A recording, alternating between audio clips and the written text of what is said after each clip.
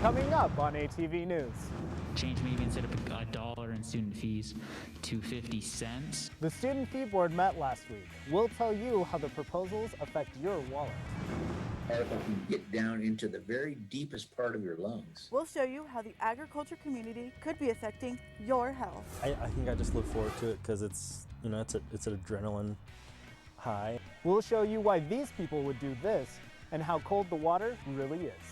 Are the Groundhog Day predictions matching the forecast? I'll show you in weather. 7 games left in the season. Are the Aggies going to make it to March Madness? I'll show you what the experts are predicting in sports. All that and more, this is ATV News.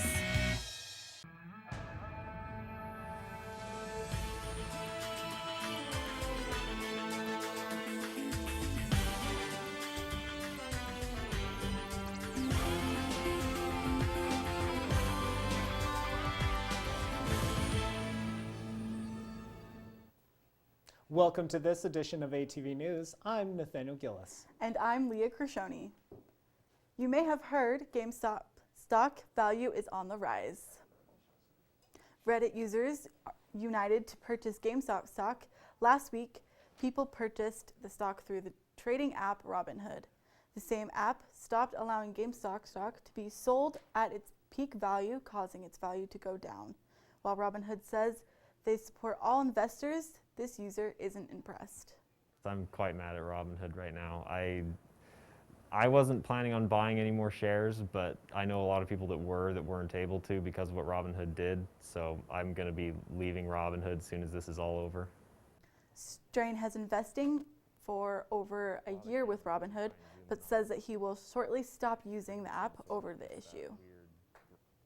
The number of cases of COVID-19 in Utah has been decreasing since last month. As of today, there have been almost 1,200 new cases in Utah, with 22,952 active cases, and the total number of cases in Utah is 348,409. In Cache County, there have been 906 new cases since last month, with 1,785 active cases, and the total number of cases in Cache Valley is 18,685. As of today at USU, there have been 13 new cases since last month, recording 203 active cases, with 2,860 total cases. If you've ever spent time in Cache Valley during the winter, you've probably seen the smog. Kaylee Foster shows us how farmers are partly responsible. Cows and cars, two primary culprits of the pollution you may see in Cache Valley on a bad air day.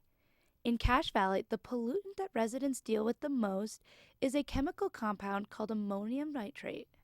The agricultural community is responsible for almost all of the ammonia in our atmosphere. We can say that with a lot of confidence here in Cache Valley because we've done lots and lots of measurements. Vehicles are also a large part of the pollutants in the air. The vehicles, whether they're ag-related vehicles or just personal vehicles, they contribute about 50% of our base pollutants into Cache Valley.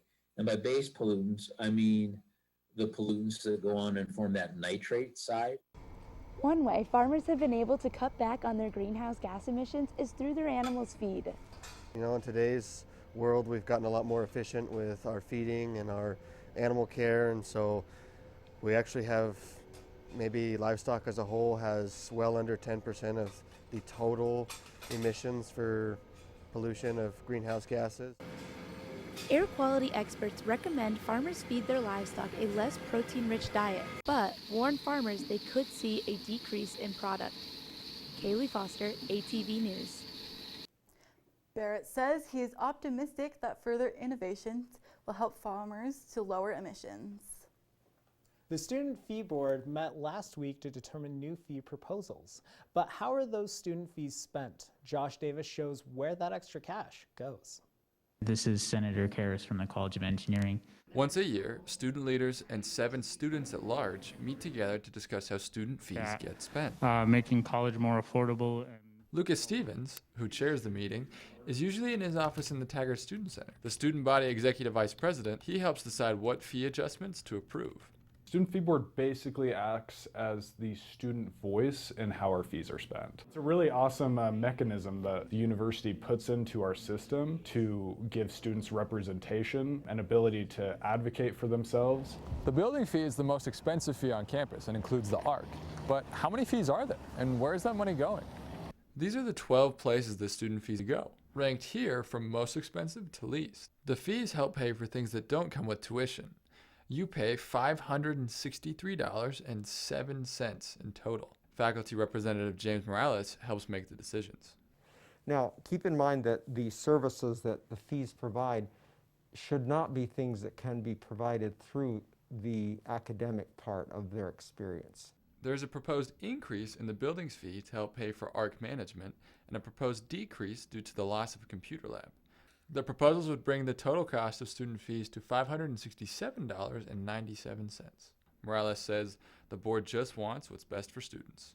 And of course I do vote, but I try to vote in a way that supports, where I think the students want to go with the fees. Josh Davis, ATV News.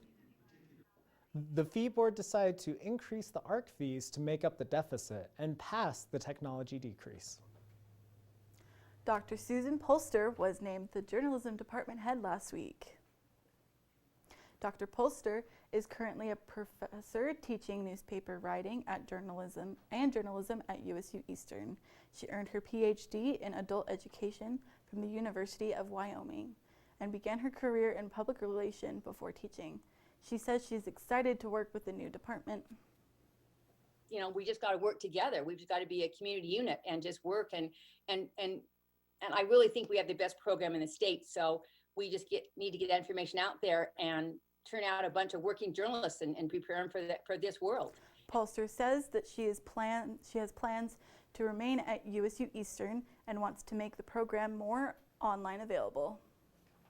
You've probably jumped into Bear Lake before, but did you have to break the ice to do it? Sam Walker was one of over 200 people who took the monster plunge. Cold feet, costumes, and cold water. Parts of the Bear Lake Winterfest. I think that everyone is looking for a chance to get out and de-stress, get out of their houses, and just be able to actually go and do something and have fun. For these human popsicles, that means jumping into Bear Lake in January. I feel like the build-up is what's so nerve-wracking, and then just the initial jump, and I guess just hitting the water. But then after that, I feel like it's just game time after that. Everyone knows Bear Lake is cold, even in the summertime, but not everyone can say they jumped into Bear Lake when it was 30, 32 degrees. You ready, guys? Be excited! Go! The water at this moment is 32.7 degrees Fahrenheit. The water in this cup is 41.8, and this is cold even when you spill a little bit on yourself. So why are so many people jumping into Bear Lake? People had no problem paying the $30 to just go jump in the water, freezing cold. You're basically just jumping, understanding that any of these funds are going to the charity. All the proceeds from the plunge and cardboard regatta went to the Family Place charity, and the spectators took in the view without taking on water. Combining that natural beauty of Bear Lake and a fun winter event is something that is really special that you really can't find in a whole lot of places. It's just a moment of pain, It's not that long, right? I think I just look forward to it because it's an adrenaline high. Sam Walker, ATV News. They ran out of sweatshirts for the people who showed up the day of. So if you want to take the plunge next year, sign up online ahead of time. You can find the link to the Chamber's website on our Facebook page. Do you think you'd ever do the polar plunge? I don't think I would. I think it's just a little too cold for me. That's fair. I think I'd enjoy it, but I wouldn't want to get my costume wet. That's the one thing. I'd just be soaking and then you'd get cold. I get that. Yeah. And coming up. I felt like I wanted to do my best. She encouraged me to do my very best. We'll show you how one former USU professor's impact continues to affect her students after she's gone. And the current temperature is 38 degrees. So how much longer do you think we're going to be studying for? Probably another hour or so. Okay.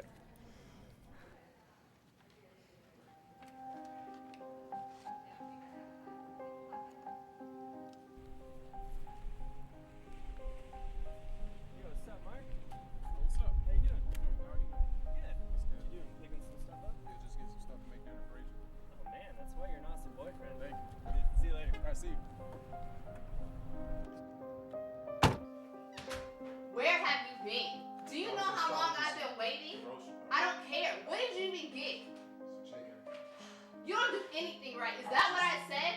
What are you good for? You're such an idiot. You know, you drive me crazy. I've been texting you, you don't respond to me. You make me talk to you this way. This isn't what I want. You do this. You're the dumb one. Why am I with you?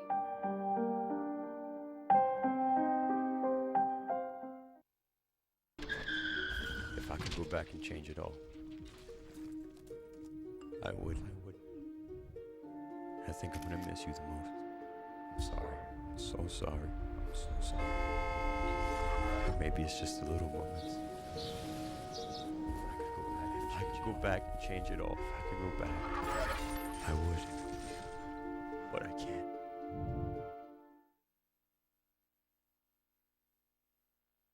What if you could invest in the future of kids, like a stock? Not the kind of stock that's about making money, but a stock for social change. A whole new kind of investment called Better Futures. When you invest, it helps kids go to college. Believe in us, invest in us, watch us grow. My name is Sydney, and I'm your dividend.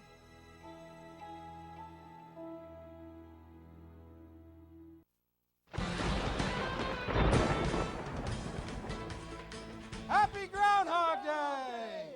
Punxsutawney Phil's handlers woke him up at 7:25, and his prediction was 6 more weeks of winter there will be. Welcome to ATV Weather. I'm Sam Walker, and let's check out and see if Phil's prediction was right. Starting over here on the East Coast, we've got all this gray and green over here. Now, what does that mean? Basically, that's representing the tail end of this cold front that's been going through. It's coming over and it's hitting the hot air and the humidity from the Atlantic Ocean, and it's turning into all this precipitation that's accumulating right there. They're getting hit with a lot of snow, but luckily it will be pushing right on through. And then when we come over to the West Coast here, we've got another cold front coming in. It's just the dance of the cold fronts right here, coming in from the east and the west. And this one's coming in, and if you were up early this morning in Cache Valley or in Salt Lake, you might have seen some of that precipitation, that rain and that snow. And we're going to be expecting some of that probably later tonight and later in the week, but we'll get into that later. Let's go into the state radar, shall we?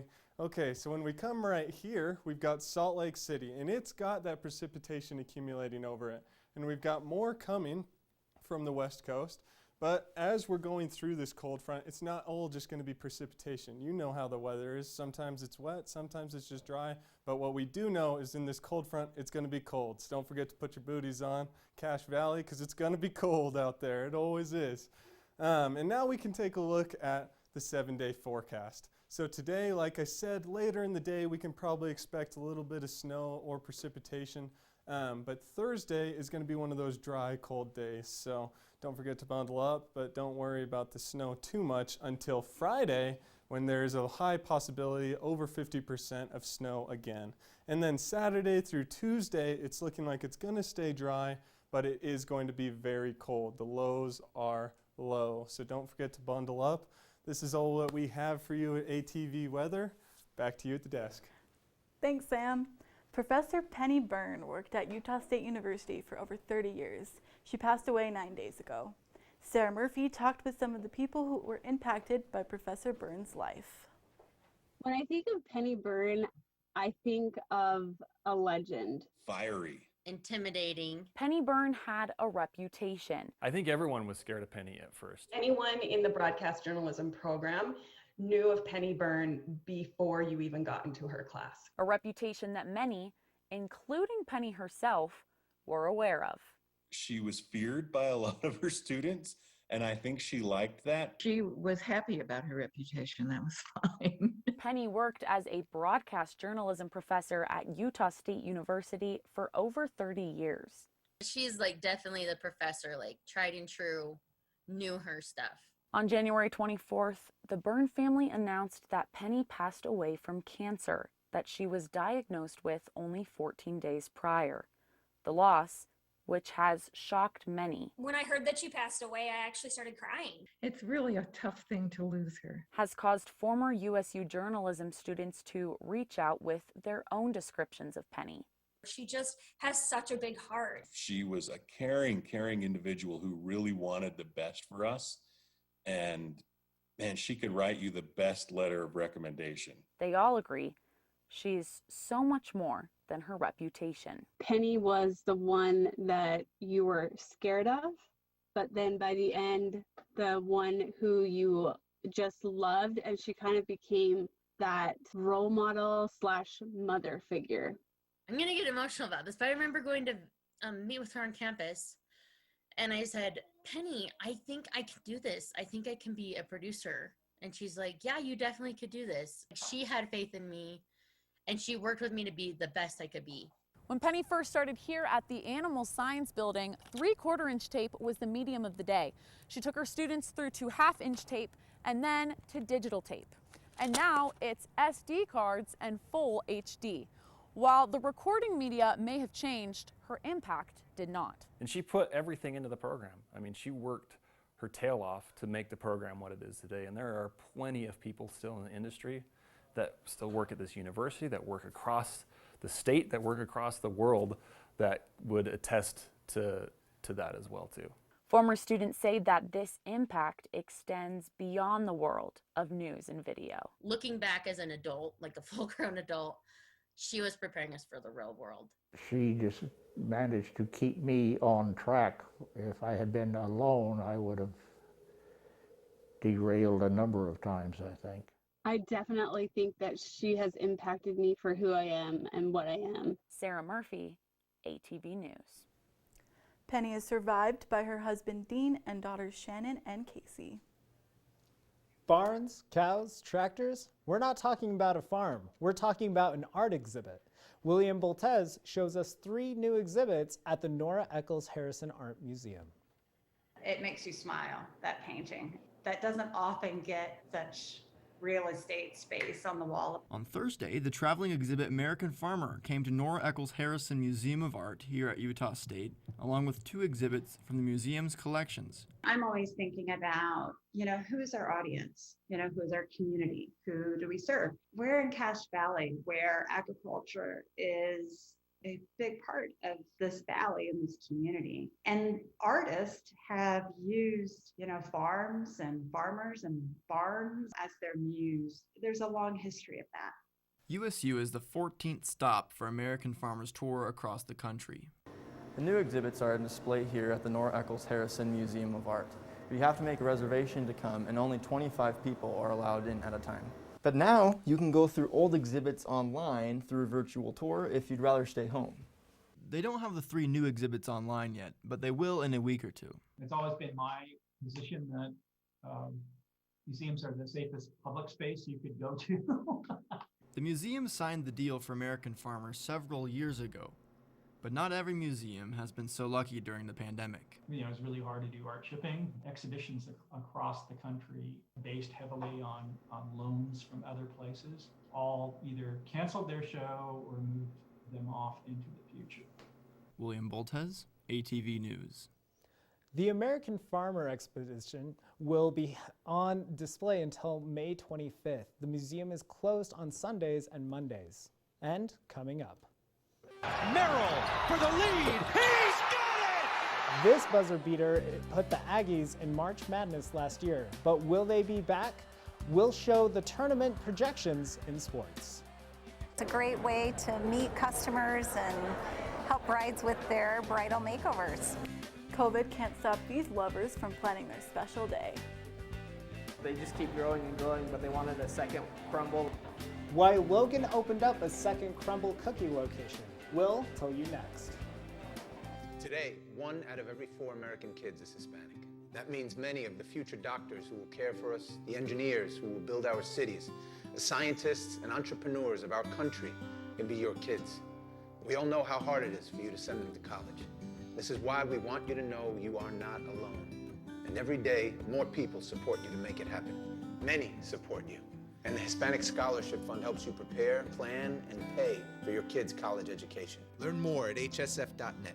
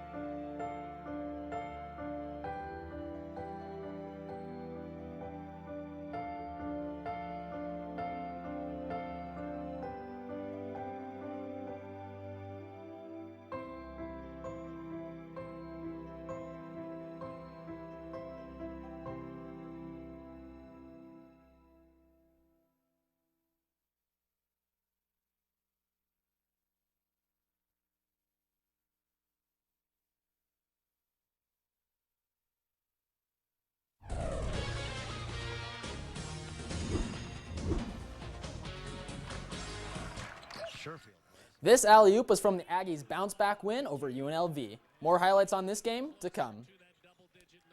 Welcome to this edition of ATV Sports. I'm Jonathan May. Tomorrow night, the Utah State men's basketball team will take on Fresno State for the first time this season.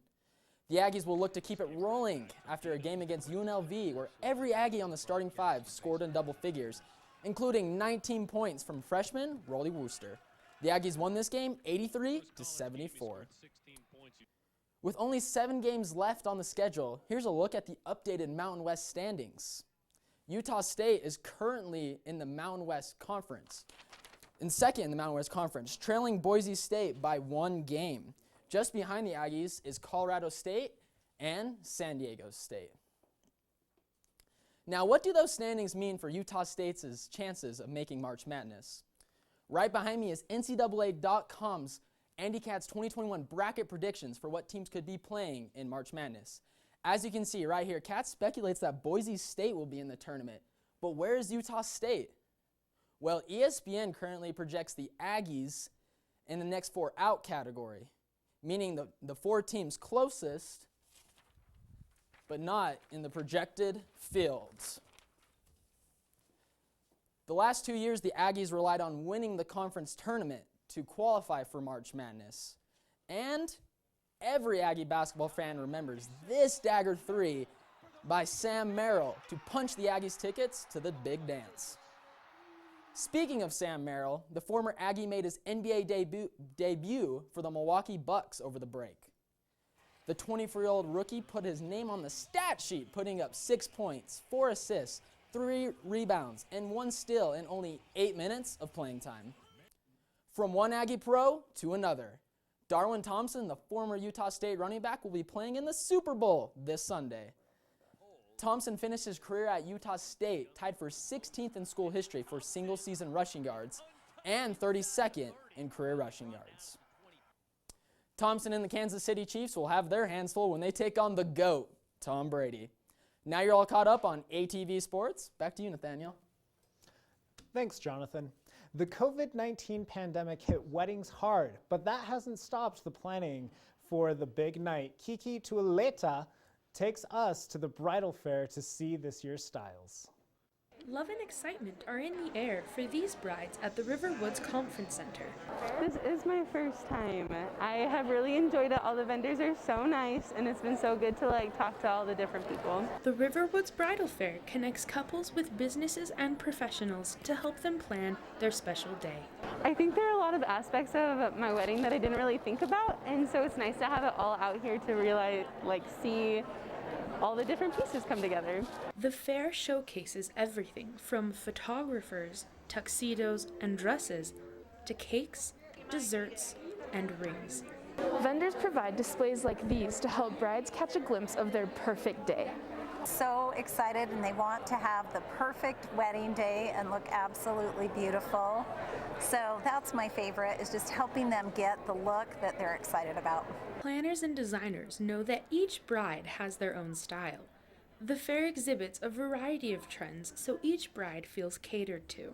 I always feel like I imagined a bridal fair a specific way, and thought there'd be a lot more pink, I guess. And so it's been nice to just make it seem like a real people, and it's a lot more casual than I expected, and it's been really nice. Kiki Tuileta, ATV News.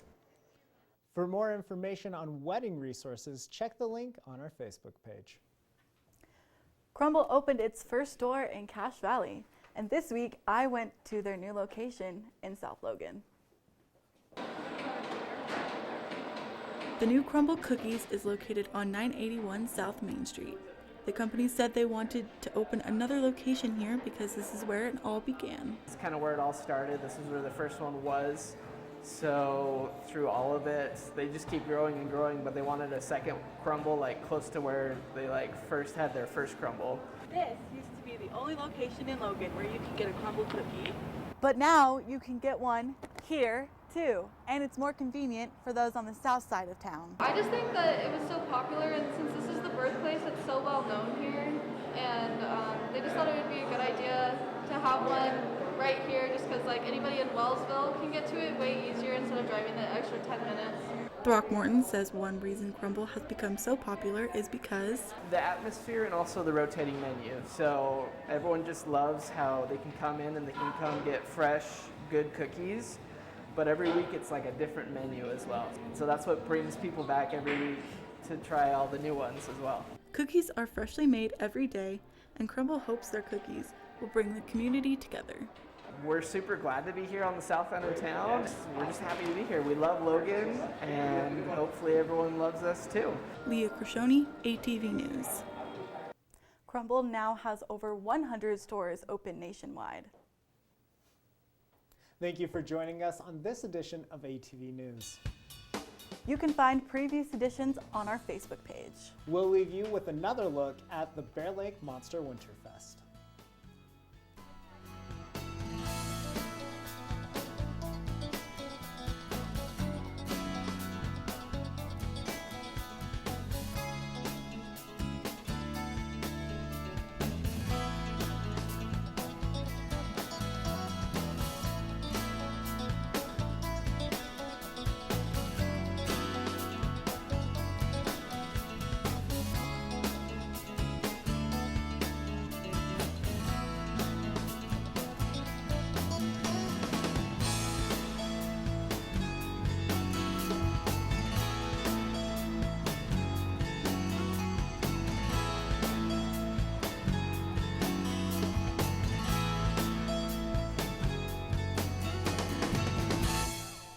I grew up in the housing projects of Cleveland. I didn't even know that life could be any better than it was. Education for me has been a way to get away from the agony of what was normal life. I want to be able to impact the community, not just look back on where I came from, but to reach back to where I came from and pull some people up with me. My name is David, and I am your dividend. Here's your check.